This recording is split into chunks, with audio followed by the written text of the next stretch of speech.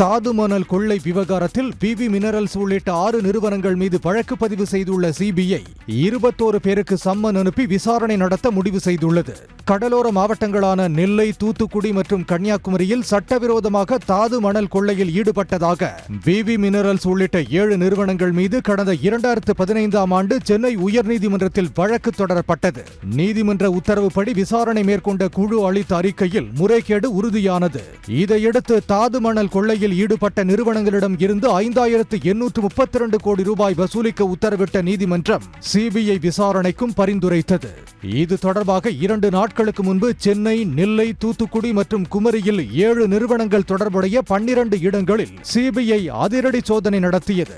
அப்போது பறிமுதல் செய்யப்பட்ட ஆவணங்களின் அடிப்படையில் பிவி மினரல்ஸ் உட்பட 6 நிறுவனங்கள் மீது 7 வழக்குகள் பதிவு செய்துள்ள சிபிஐ அரசு அதிகாரிகள் உட்பட 21 பேரை வழக்கில் சேர்த்துள்ளது. அவர்களுக்கு சம்மன் அனுப்பி விசாரிப்பதோடு தேவைப்பட்டால் கைது நடவடிக்கை பாயும் என்றும் சிபிஐ தரப்பில் தெரிவிக்கப்பட்டுள்ளது.